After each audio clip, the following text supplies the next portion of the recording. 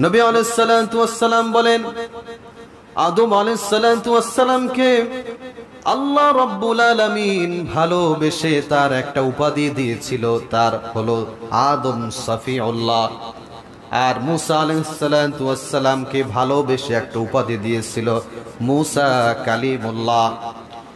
ইব্রাহিম আলাইহিস সালাতু ওয়াস সালামকে আল্লাহ সুবহানাহু ওয়া তাআলা উপাধি দিয়েছিলেন ইব্রাহিম খলিলুল্লাহ।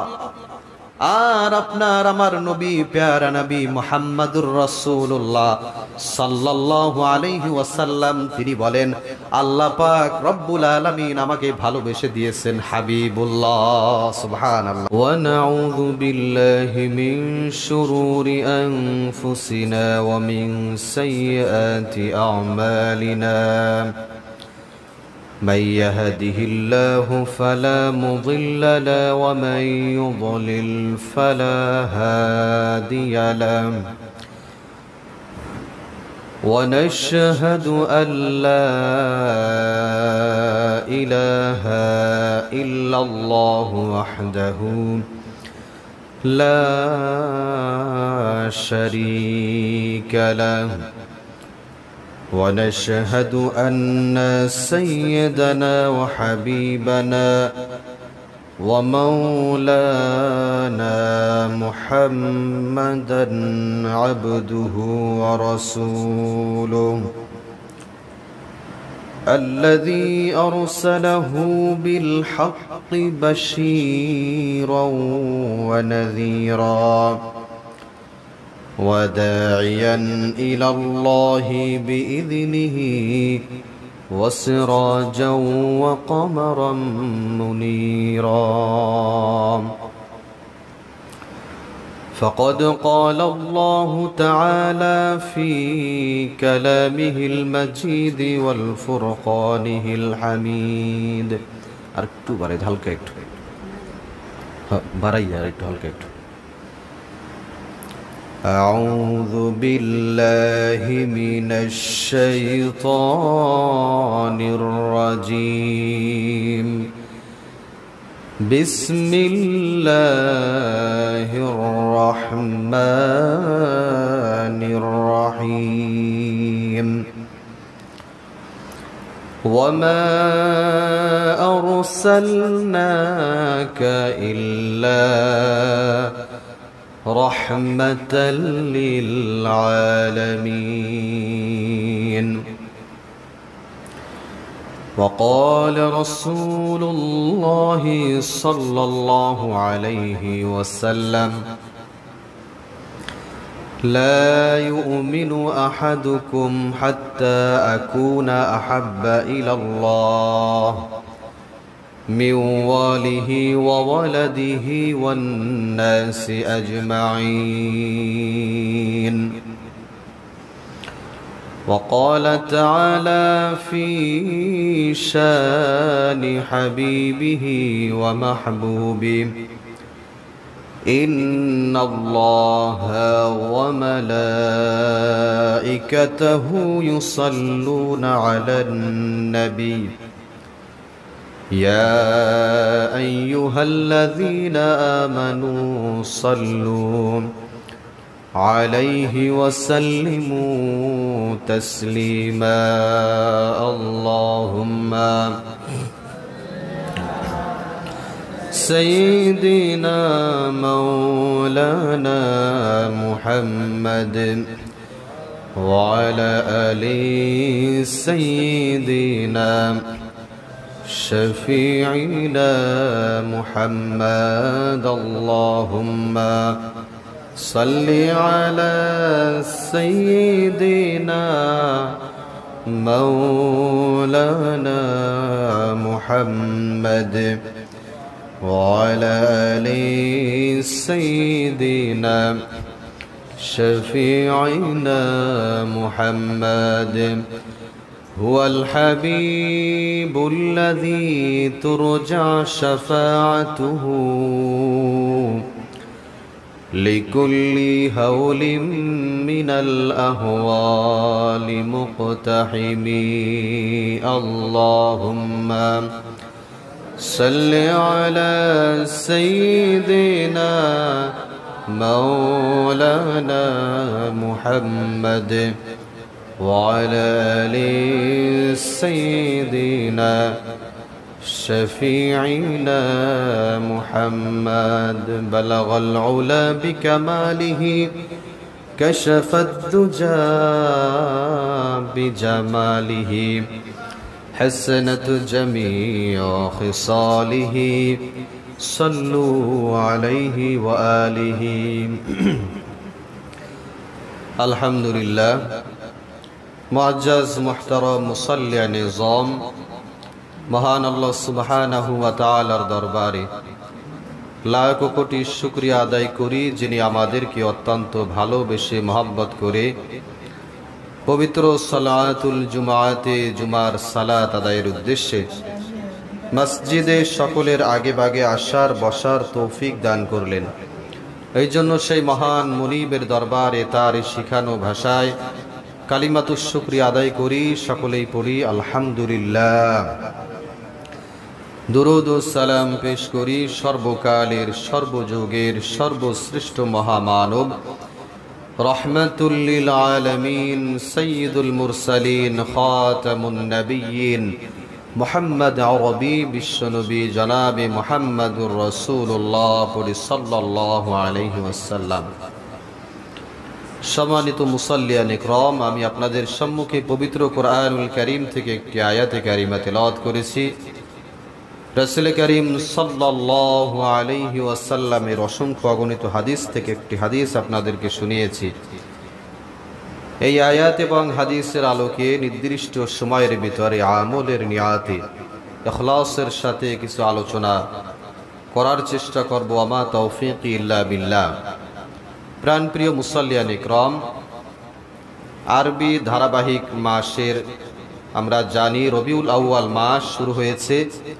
আজকে রবিউল আউয়াল মাসের দ্বিতীয় জুমায় আমরা নবী করিম সাল্লাল্লাহু আলাইহি ওয়াসাল্লামের জীবনী, তার নবুয়াত, রিসালাত, তার প্রতি ভালোবাসা, এই সম্পর্কে আমরা আলোচনা শুনে আসছি। এই বিষয়ে আমরা আরো বিস্তারিত ব্যাপক আলোচনা শুনব। তো প্রাণপ্রিয় মুসাল্লিয়ান ইকরাম, আমরা দেখেছি বিশ্বনবী সাল্লাল্লাহু আলাইহি ওয়াসাল্লাম তিনি যখন ধরায় আগমন করলেন তার পূর্বের পরিস্থিতি কেমন ছিল। নবী আলাইহিস সালাতু ওয়াস সালাম আসার আগে এমন এক ভয়ঙ্কর পরিবেশ ছিল, যেই পরিবেশের মানুষদেরকে মূল্যায়ন করা হতো না। যার যেমন দাপট ছিল, ক্ষমতা ছিল, সে সেইভাবে মানুষদেরকে ব্যবহার করত। জীবন্ত প্রথা ছিল, কন্যা সন্তানদেরকে জীবন্ত কবর দেওয়া হতো। এরকম জঘন্যতম কাজে লিপ্ত ছিল। যখনই নবী আলাইহিস সালাতু ওয়াস সালাম ধরায় আগমন করলেন, তিনি সুসংবাদ দিলেন গোটা মানব মণ্ডলীর জন্য, পুরা সৃষ্টি জগতের জন্য তিনি রহমত স্বরূপ আগমন করলেন। আল্লাহ সুবহানাহু ওয়া তাআলা আয়াতে কারিমায় জানিয়ে দিয়েছেন, ওয়ামা আরসালনাকা ইল্লা রাহমাতাল লিল আলামিন, যে সমস্ত সৃষ্টি জগতের জন্য আমি তোমাদের নবীকে রহমত স্বরূপ তোমাদের কাছে প্রেরণ করেছি। সুবহানাল্লাহ। রহমাতাল লিল আলামিন, আমাদেরকে বুঝতে হবে যে রহমাতাল লিল আলামিন কি। বিশ্বনবী সাল্লাল্লাহু আলাইহি ওয়াসাল্লামকে বলে নাই যে রহমাতাল লিল মুসলিমিন, যে কোনো একটা জাতি গোষ্ঠীর জন্য, শুধু মুসলমানের জন্য, শুধু অমুক জ্ঞাতি গোষ্ঠীর জন্য। আল্লাহ সুবহানাহু ওয়া তাআলা এমনটা কিন্তু বলে নাই। রহমাতাল লিল আলামিন হলো টোটাল সৃষ্টি জগতের সকল মাখলুকাতের জন্য। সুবহানাল্লাহ। এই টোটাল মাখলুকাতের ভিতরে মুসলমান আছে, পশু পাখি আছে, সকল সৃষ্টি জগতের সবকিছু আছে। এক কথায় আল্লাহ সুবহানাহু ওয়া তাআলা যত মাখলুক সৃষ্টি করেছেন, টোটাল মাখলুকাতের জন্য আপনার আমার নবী রহমত স্বরূপ আল্লাহ সুবহানাহু ওয়া তাআলা প্রেরণ করেছেন। সুবহানাল্লাহ। নবী আলাইহিস সালাতু ওয়াস সালাম রাস্তা দিয়ে হেঁটে গেলে একটা প্রাণী সে বুঝতে পারত এটা আল্লাহর নবী। সুবহানাল্লাহ। একটা গাছ বুঝতে পারত যে রে আল্লাহর নবী। একটা উটের কাছ দিয়ে যাচ্ছিলেন একদিন, হাদিসের বর্ণনা, এই উটটা কেঁদে দিয়েছে। নবী আলাইহিস সালাতু ওয়াস সালাম মালিককে ডাক দিল, তুমি এই উটের প্রতি যত্ন নিচ্ছ না, আমি তাকে দেখে বুঝতে পারলাম, তার ভাষা আমি বুঝি, তাকে দেখে আমি বুঝলাম যে তার প্রতি তুমি অবহেলা করতেছো, অবশ্যই অবশ্যই তাকে সঠিকভাবে পরিচর্যা করো। সুবহানাল্লাহ। বোঝা যায় পুরো সৃষ্টি জগতের জন্য তিনি রহমত স্বরূপ আগমন করেছেন। তিনি যেমন এই দুনিয়াতে গোটা মাখলুকাতের জন্য রহমত, ঠিক তেমনি পরকালীন জিন্দিগিতে সেই কিয়ামতের কঠিন ময়দানে, সেই কঠিন পরিস্থিতির সময়ও নবী আলাইহিস সালাতু ওয়াস সালাম গোটা মানব মণ্ডলীর জন্য তিনি রহমত স্বরূপ দাঁড়িয়ে যাবেন। সুবহানাল্লাহ। লম্বা ঘটনা আছে, এক একটা হাদিস আমরা শোনার চেষ্টা করব। নবী আলাইহিস সালাতু ওয়াস সালামের অসংখ্য নামের তাৎপর্য আছে, এই ব্যাপারে হাদিস রয়েছে। জুবাইর ইবনে মুতিম রাদিয়াল্লাহু তাআলা আনহু তিনি বলেন যে নবী আলাইহিস সালাতু ওয়াস সালামের রয়েছে সুন্দর সুন্দর অনেকগুলো নাম। এক নম্বরে হলো আনা মুহাম্মদ সাল্লাল্লাহু আলাইহি ওয়াসাল্লাম, দুই নম্বরে হলো আনা আহমদ, তিন নম্বর ওয়া আনাল মাহি, তিনি উচ্ছেদ করেছেন শিরক, বিদত, কুফর, এগুলো উচ্ছেদ করার কারণে তার একটা নামের পদবি হয়ে গেছে যে ওয়া আনাল মাহি। ওয়া আনাল হাসির, হাসরের ময়দানে নবী আলাইহিস সালাতু ওয়াস সালামের কাছে সবাই একত্রিত হবে। এরপরে আল্লাহর নবী বলেন ইউহশারুন নাসু আলা কদামিয়া, কিয়ামতের ময়দানে কঠিন মুহূর্তের সময় সকল মানুষ আমার কদমে এসে একত্রিত হবে। এরপর নবী বলেন ওয়া আনাল আকিব, আর আমি হলাম সর্বশেষ। সুবহানাল্লাহ। আপনার আমার নবী সর্বশেষ নবী, সবচাইতে দামি নবী। আল্লাহ সুবহানাহু ওয়া তাআলা যুগে যুগে যত পয়গম্বর সৃষ্টি করেছেন সকল পয়গম্বরদের ওস্তাদ তিনি। সুবহানাল্লাহ। বলি পয়গম্বরদের পয়গম্বরও তিনি। সুবহানাল্লাহ। এই নবী আলাইহিস সালাতু ওয়াস সালাম কি আমরা আমাদের নবী পেয়েছি, আমরা বুঝি না, আমরা এই তাৎপর্য অনুধাবন করতে পারি না, কিন্তু অন্য অন্য যুগের পয়গম্বররা পর্যন্ত এই শেষ নবীর উম্মত হওয়ার জন্য আল্লাহ সুবহানাহু ওয়া তাআলার কাছে রোনা জারি করেছেন, কান্নাকাটি করেছেন। সুবহানাল্লাহ। সেই নবীর উম্মত আমরা হয়েছি, এই জন্য প্রাণ খুলে মুহাব্বতের সাথে একবার করি আলহামদুলিল্লাহ। প্রাণ প্রিয় মুসাল্লিয়ান ইকরাম, আমাদের নবীর আদর্শ কেমন ছিল? আমরা নেতাকে ভালোবাসলে নেতার ছবিটা বুকে নিয়ে সারা জায়গায় ঘুরি, সকল মানুষদেরকে দেখাই যে আমি নেতাকে ভালোবাসি, আছে না নাই? অথচ আপনার আমার নবীর আদর্শ, এই আদর্শটা আমি আমার জীবনের ভিতরে বাস্তবায়ন করতে পারি নাই। নবীর আদর্শটাই উত্তম আদর্শ। আল্লাহ সুবহানাহু ওয়া তাআলা কি চমৎকার সার্টিফিকেট দিচ্ছেন যে তোমরা তার আদর্শ অনুসরণ করো।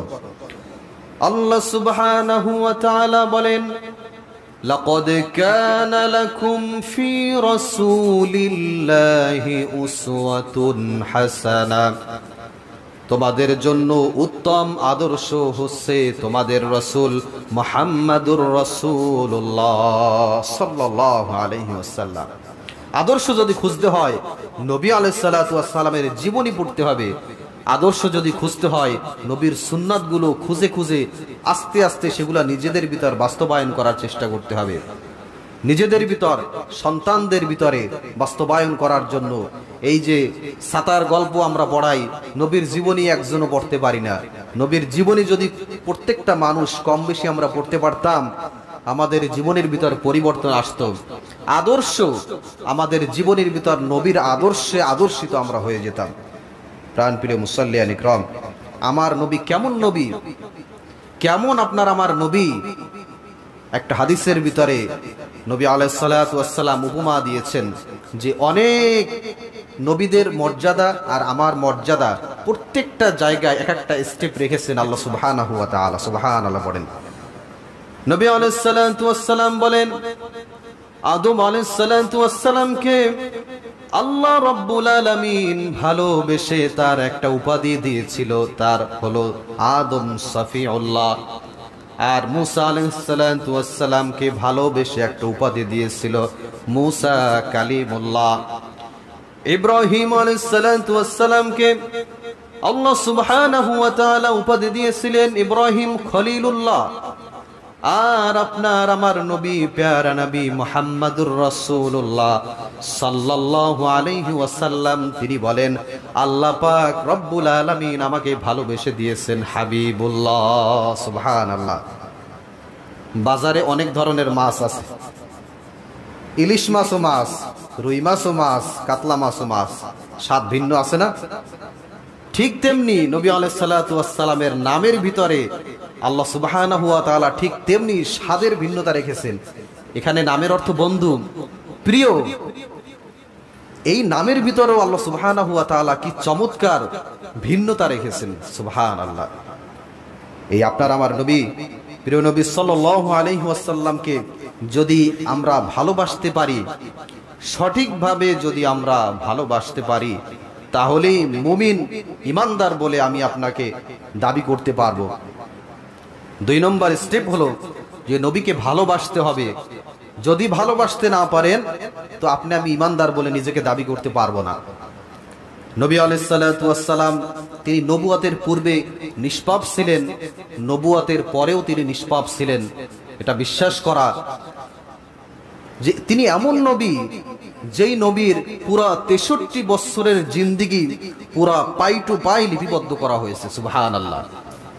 অন্যান্য নবী বলেন, আপনার আমার জীবনী বলেন 10 বছর, 20 বছর, 100 বছর, এরপর আর কারো খোঁজ নাই। বিশ্ব নবী প্যারা নবী মুহাম্মদুর রাসূলুল্লাহ সাল্লাল্লাহু আলাইহি ওয়াসাল্লাম তিনি তার জীবদ্দশায় জন্ম থেকে মৃত্যু পর্যন্ত এমন একটা জায়গা বাদ পড়ে নাই যেই জায়গাটা সাহাবারা তাবেঈনরা লিপিবদ্ধ করে রাখে নাই। সুবহানাল্লাহ। প্রত্যেকটা জায়গা, প্রত্যেকটা সেক্টর তার জীবনী লিপিবদ্ধ করা হয়েছে। সুবহানাল্লাহ। তার চরিত্রটা কেমন ছিল? কেবল তার চরিত্রটা আল্লাহ সুবহানাহু ওয়া তাআলা সার্টিফিকেট দিয়ে দিচ্ছেন, ওয়া ইন্নাকা লাআলা খুলুকিন আযীম। হে নবী, আপনার চরিত্র হলো উত্তম চরিত্রের অধিকারী আপনি। সুবহানাল্লাহ। এখানেও একটা গ্রামাটিক্যাল বেস্ট সুন্দর একটা ওয়ার্ড ব্যবহার করেছেন যে আযীম। আযীমের অনেকগুলো সিনোনিম আছে। আকবার বলতে পারতো যে বড়, কাবীর বলতে পারতো বড়, কিন্তু এখানে আযীম শব্দটা আল্লাহ সুবহানাহু ওয়া তাআলা ব্যবহার করেছেন। সুবহানাল্লাহ। যে ওয়াইন্নাকা লাআলা খুলুকিন আযীম, হে নবী আপনি উত্তম চরিত্রের অধিকারী। সুবহানাল্লাহ। প্রিয় নবী সাল্লাল্লাহু আলাইহি ওয়াসাল্লামের ব্যাপারে তার স্ত্রীগণ ঠিক একই মন্তব্য সব সময় করতেন যে আপনার আমার নবীর চরিত্রটা কেমন ছিল। সাহাবারা তাবেঈনরা বিভিন্ন লোকজন জিজ্ঞেস করত তাদের স্ত্রীদের কাছে নবীর চরিত্রটা ঘরের ভিতরে কেমন ছিল। আম্মা জান আয়েশা সিদ্দিকা রাদিয়াল্লাহু তাআলা আনহা তিনি বলেন নবীর চরিত্র তোমরা যেমন বাহিরে দেখতেছো নবীর চরিত্র ঘরের ভিতরে ঠিক নবীর চরিত্রের কোনো ভিন্নতা ছিল না। সুবহানাল্লাহ। নবীজির চরিত্র সব জায়গায় একই রকম চরিত্র ছিল। সুবহানাল্লাহ। প্রাণপ্রিয় মুসাল্লিয়ান ইকরাম, নবীর মর্যাদা কেমন আর একটা হাদিস আপনাদেরকে শোনাই। অন্যান্য নবীদেরকে আল্লাহ সুবহানাহু ওয়া তাআলা বিশেষ ওয়ার্ড ব্যবহার করেছেন, নাম ধরে ধরে তারপরে ডেকেছেন। কেমন নাম ধরে ডেকেছেন? ইয়া মূসা, ইয়া ঈসা, ইয়া ইয়াহইয়া খুযিল কিতাবা বিকুওয়া। অন্যান্য নবীদেরকে তাদের নাম ধরে ধরে তারপরে ডেকেছেন। আর আপনার আমার নবী মুহাম্মদ সাল্লাল্লাহু আলাইহি ওয়াসাল্লাম তাকে আল্লাহ সুবহানাহু ওয়া তাআলা কিভাবে ডেকেছেন?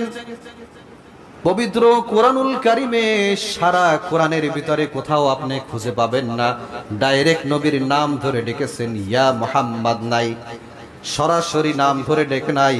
আল্লাহ সুবহানাহু ওয়া তাআলা নবীকে ডাকছেন ইয়া আইয়ুহাল মুজাম্মিল, ইয়া আইয়ুহাল মুদ্দাসসির, হে চাদর পরিহিত ব্যক্তি তোমাকেই ডাকছি। সুবহানাল্লাহ। এইভাবে নবীকে ডাকছেন, সম্মানসূচক ওয়ার্ড নবীর জন্য ব্যবহার করেছেন। সুবহানাল্লাহ। এই নবীর প্রতি রহমত, অনুগ্রহ, অনুকম্পা, ভালোবাসা স্বয়ং আল্লাহ সুবহানাহু ওয়া তাআলা দিয়েছেন। সুবহানাল্লাহ। পবিত্র কোরআনুল কারীমে সূরা নিসায়ের 113 নম্বর আয়াত খুলবেন, আল্লাহ সুবহানাহু ওয়া তাআলা এই আয়াতে কারিমার ভিতরে বলেছেন নবীর প্রতি কেমন অনুগ্রহ আমি করেছি। আল্লাহ সুবহানাহু ওয়া তাআলা বলেন, ওয়ালাউলা ফাদলুল্লাহি আলাইকা ওয়া রাহমাতুহু লাহাম্মাত তাইফাতুম মিনহুম আইয়ুদিল্লুক وما يضلون إلا أنفسهم وما يشعرون। আল্লাহ সুবহানাহু ওয়া তাআলা বলেন, হে নবী, আমি আপনার প্রতি অনুগ্রহ যদি না করতাম, একদল ব্যক্তি আপনাকে পথভ্রষ্ট করার চেষ্টা করত। হে নবী, আমি আপনার প্রতি বিশেষ অনুগ্রহ দয়া স্বয়ং আমি আল্লাহ রব্বুল আলামিন করেছি। সুবহানাল্লাহ। স্বয়ং আল্লাহ সুবহানাহু ওয়া তাআলা সব সময় তার প্রতি একটা রহমত, তার প্রতি একটা অনুগ্রহ করেছেন। তিনি রৌদ্রের ভিতরে ছাগল চড়াতে গেছেন, রৌদ্রের ভিতর ছাগল চড়াচ্ছে, সেই উপর থেকে মেঘ এসে তার মাথার উপরে ছায়া দিয়ে দিয়েছেন। সুবহানাল্লাহ। এরপর আল্লাহ সুবহানাহু ওয়া তাআলা আরো বলেছেন তার প্রতি কেমন অনুগ্রহ করেছেন, কেমন অনুগ্রহ করেছেন। আলাম নাশরাহ লাকা সাদরাক ওয়া ওয়াদানা আনকা উযরাক। আল্লাহ সুবহানাহু ওয়া তাআলা বলেন, হে নবী, আমি আপনার বক্ষকে প্রশস্ত করে দিয়েছি। আলাম নাশরাহ লাকা সাদরাক ওয়া ওয়াদানা আনকা উযরাক আল্লাযী আনকাযা যাহরাক ওয়া রাফা'না লাকা যিকরাক। আর আমি রব্বুল আলামিন আপনার সম্মান, আপনার মর্যাদা, আপনার স্ট্যাটাস আমি আল্লাহ রব্বুল আলামিন সমন্বিত করে দিয়েছি। সুবহানাল্লাহ। তার বক্ষকে প্রশস্ত করে দিয়েছেন। তার বক্ষ যদি প্রশস্ত না হতো, এই যে ওয়েট ভারী, যে পবিত্র কোরআনুল কারীম, এটা তিনি বহন করতে পারতেন না। আল্লাহ সুবহানাহু ওয়া তাআলা বলেন, এই কোরআন এত দামি এবং এত ভারী, এই কোরআনুল কারীমকে আমি পাহাড়ের উপর অবতীর্ণ করতে চেয়েছিলাম। লাউ আনজালনা হাযাল কুরআনা আলা জাবালিন লারাআইতাহু খাশিআম মুতাসাদ্দিআম মিন খাশিয়াতিল্লাহ। পবিত্র কোরআনুল কারীম আমি যদি পাহাড়ের উপর অবতীর্ণ করতাম, এই পাহাড় মুহূর্তের ভিতরে ধ্বংস হয়ে যেত। সুবহানাল্লাহ। এই পাহাড় নিঃশেষ হয়ে যেত, মুহূর্তের ভিতর এই পাহাড় ধসে পড়ে যেত। এই পবিত্র কোরআনুল কারীমের এই ওয়েট, এই ভার আমি আল্লাহ রব্বুল আলামিন আপনার বক্ষের ভিতর আমি দান করে দিয়েছি। সুবহানাল্লাহ। এই ভার কেন নবী নিতে পারলেন? অবশ্যই তার বক্ষকে আল্লাহ সুবহানাহু ওয়া তাআলা প্রশস্ত করে দিয়েছিলেন। প্রাণ প্রিয় মুসাল্লিয়ান ইকরাম, এই নবীকে ভালোবাসা এবং তার পরিবারকেও ভালোবাসার ব্যাপারে পবিত্র কোরআনুল কারীম আল্লাহ সুবহানাহু ওয়া তাআলা বলেন, আন্নান নাবিয়্যু আওলা বিল মুমিনিনা মিন আনফুসিহিম ওয়া আজওয়াজিহি। আল্লাহ সুবহানাহু ওয়া তাআলা বলেন, রাসূল মুমিনদের নিকট তাদের অপেক্ষা অধিক প্রিয়। মুমিনদের নিকট রাসূল তাদের অপেক্ষা অধিক প্রিয় এবং তাদের নবীর স্ত্রীগণ হলো তোমাদের মাতা। সুবহানাল্লাহ। নিজের চেয়ে অধিক প্রিয়, এটা আপনাকে মেনে নিতে হবে, শুধু বিশ্বাস করলেই হবে না। আল্লাহর হাবিব সাল্লাল্লাহু আলাইহি ওয়াসাল্লাম এ ব্যাপারে খুব চমৎকার একটা হাদিস বর্ণনা করেছেন, লা ইউমিনু আহাদুকুম হাত্তা আকুনা আহাব্বা ইলাল্লাহি মিন ওয়ালিহি ওয়া ওয়ালাদিহি ওয়ান নাসি আজমাইন। যে তোমরা ততক্ষণ পর্যন্ত ঈমানদার হতে পারবে না, মুমিন হতে পারবে না, যতক্ষণ না পর্যন্ত তোমরা আমাকে তোমাদের থেকে তোমার পিতা মাতা, আত্মীয় স্বজন, সন্তান সন্ততি সকলের চেয়ে আমি নবীকে তোমরা ভালোবাসতে না পারবে, ততক্ষণ পর্যন্ত তোমরা ঈমানদার হতে পারবে না। সুবহানাল্লাহ। তোমরা আমাকে ভালোবাসতে হবে সব কিছুর বিনিময়। নবী আলাইহিস সালাতু ওয়াস সালাম হযরত ওমর রাদিয়াল্লাহু তাআলা আনহুকে ডাক দিয়ে বললেন, ওমর, তুমি আমাকে কতটুকু ভালোবাসো? ওমর রাদিয়াল্লাহু তাআলা আনহু বলেন, ইয়া রাসূলুল্লাহ, আমি আপনাকে ভালোবাসি, এই দুনিয়ার সব কিছুর বিনিময়ে আমি আপনাকে ভালোবাসি। কয় কথা ক্লিয়ার হয় নাই, ভালো করে বলো। আমার সন্তান সন্ততি আত্মীয় স্বজন দুনিয়ার সব কিছুকে উপেক্ষা করে ইয়া নবী আপনাকে আমি ভালোবাসি। আল্লাহ নবী সাল্লাল্লাহু আলাইহি ওয়াসাল্লাম বললেন, ওমর এখনো পর্যন্ত তুমি সঠিক অ্যানসার দিতে পারো নাই। দুনিয়ার সবকিছু ঠিক আছে, সন্তান সন্ততি আহাল পরিবারও ঠিক আছে, শুধু তাই নয় তোমার নিজের জানের চেয়েও আমি নবী মুহাম্মদ সাল্লাল্লাহু আলাইহি ওয়াসাল্লামকে সব চাইতে বেশি ভালোবাসতে হবে। সুবহানাল্লাহ। যে তোমার জানের চেয়ে, পৃথিবীতে এমন কোন ব্যক্তি জানের চেয়ে বেশি ভালোবাসে দেখাতে পারবেন নাই। সবচেয়ে তার জান, তার পরাণকে সে সবচেয়ে বেশি ভালোবাসে। এই জন্য বুঝিয়ে দিলেন তোমার জানের চেয়েও আমাকে সবচাইতে বেশি ভালোবাসতে হবে। আমার ভাইয়েরা, নবীকে কেন ভালোবাসবেন না?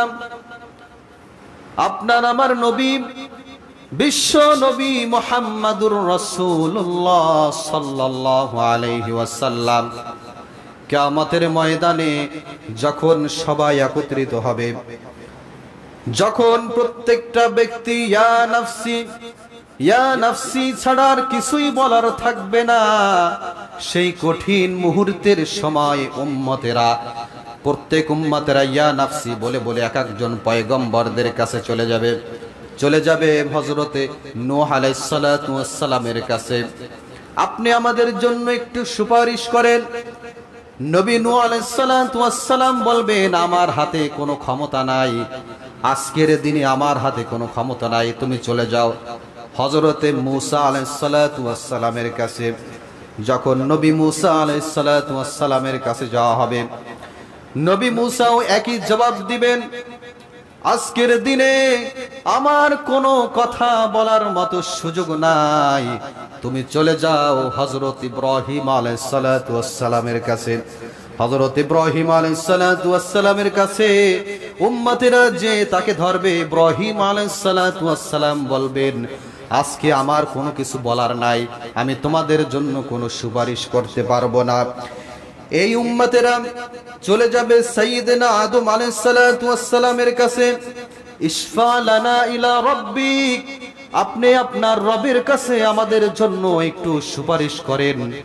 সাইয়্যিদনা আদম আলাইহিস সালাতু ওয়াস সালাম বলবেন যে আজকের দিনে আজও আমি তোমাদেরকে কোনো সুপারিশ করতে পারবো না, তোমরা চলে যাও নবী মুহাম্মদুর রাসূলুল্লাহ সাল্লাল্লাহু আলাইহি ওয়াসাল্লামের কাছে। সুবহানাল্লাহ।